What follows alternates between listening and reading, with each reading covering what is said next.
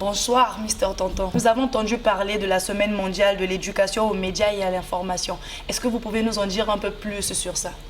Oui, la Semaine mondiale de l'éducation aux médias et à l'information a été instituée depuis près d'une dizaine d'années maintenant. Elle a un objectif précis, c'est amener les gens à développer la culture des médias et de l'information. C'est quelque chose qui doit normalement être incorporé dans le milieu scolaire. Elle est célébrée chaque année du 24 octobre au 31 octobre 2000. Enfin, je disais bien, chaque année du 24 au 31 octobre. Nous avons récupéré pour vous le message de Monsieur Taoufik Gelassi. Il est sous-directeur de la communication à l'UNESCO. Je suis heureux d'être parmi vous pour célébrer la Semaine mondiale de l'éducation aux médias et à l'information 2023. À l'ère de la communication instantanée et de la mondialisation avancée, l'information n'est plus limitée par des frontières temporelles ou géographiques. Si cela ouvre de nouvelles opportunités pour faire progresser la diffusion des idéaux démocratiques, ainsi que la diversité des expressions culturelles, cela amène également de nouveaux défis. La propagation de rumeurs et de faits déformés peut mettre des vies en danger, alimentant la propagande et les discours de haine. C'est pourquoi l'éducation aux médias et l'information constitue un ensemble de compétences essentielles à notre époque. Les citoyens, en particulier les jeunes, doivent être dotés des compétences nécessaires pour évaluer et vérifier les informations de manière critique, agir avec empathie, prendre des mesures pour prévenir l'extrémisme et promouvoir le dialogue, la tolérance et les droits de l'homme. Dans cette perspective, l'éducation aux médias et à l'information est essentielle afin de réaliser les objectifs de l'agenda 2030 pour le développement durable. Nous célébrons cette Semaine mondiale de l'éducation aux médias et à l'information pour attirer l'attention du monde sur son importance.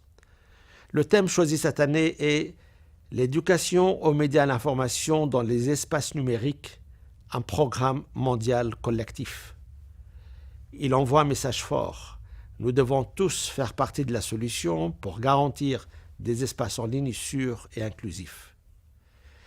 Chers collègues et partenaires, je suis heureux que des événements soient organisés dans le monde entier pour célébrer cette semaine mondiale par les bureaux de l'UNESCO, les universités, les écoles, les organisations de jeunesse, les médias, les ONG, les influenceurs et tant d'autres. Nous apprécions vos efforts pour garantir que l'éducation aux médias et à l'information devienne une réalité sur le terrain. À l'UNESCO, nous travaillons chaque jour pour renforcer les capacités des décideurs politiques, des éducateurs, des professionnels de l'information et des médias, des organisations de jeunesse et des groupes défavorisés, afin de leur donner les moyens d'agir grâce à l'éducation aux médias et à l'information.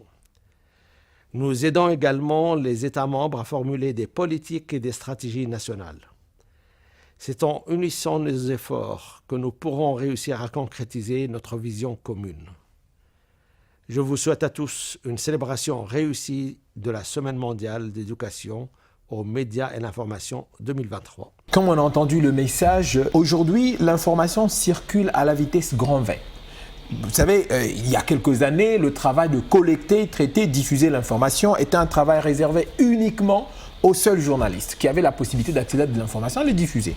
Mais depuis l'arrivée de l'Internet, depuis l'arrivée de ce qu'on appelle la société de l'information, tout le monde reçoit et tout le monde partage de l'information. Je vais donner un petit exemple. Il y a quelques années, il y a un message qui a circulé là qui disait à tout le monde que c'était hier soir, WhatsApp a annoncé que désormais il changera de couleur, il deviendra bleu et ça sera payant. Et que si vous ne voulez pas que ça soit payant, tout le monde doit partager. Et les gens se sont mis à partager, se sont mis à partager. Bon, mais est-ce que cette information était vérifiable, était fiable? Nous qui faisons le journalisme, nous savons très bien que pour qu'une information soit fiable, il faut qu'elle respecte les 5 W. Mais le profane ne le sait pas. Déjà, quand vous recevez une information comme celle-là, où on dit hier, il y avait WhatsApp qui a dit que ça va devenir. Je vais poser la question, hier là, c'est quand? C'est hier de hier? C'est hier de il y a une semaine? C'est hier? Bon, donc, il n'y a pas de précision des 5 W. Ça veut dire que quelqu'un qui a cette maîtrise, il ne peut pas partager l'information. Autre chose, on parle de plus en plus de ce qu'on appelle le discours de la haine. Aujourd'hui, à travers les médias, tout le monde a son média. Le téléphone, là, il joue le rôle des médias. On parle de médias sociaux numériques, mis à part les médias traditionnels. Donc, tout le monde, par rapport à son contact avec l'information, doit développer ce qu'on appelle une culture des médias. D'abord, comment utiliser les médias efficacement? Comment utiliser les médias pour apprendre? Comment utiliser les médias pour s'éduquer? Comment utiliser les médias pour se divertir, mais sans tomber dans le travers? Tout ça, c'est le rôle de l'éducation aux médias. Ça commence à l'école, mais même le citoyen lambda peut l'apprendre. Voilà ce que je pourrais dire par rapport au message qui a été communiqué, qui est un message du sous-directeur de la communication de l'Organisation mondiale pour la science, l'éducation, la science et la culture, ainsi que l'UNESCO, M. Taoufik Djelassi.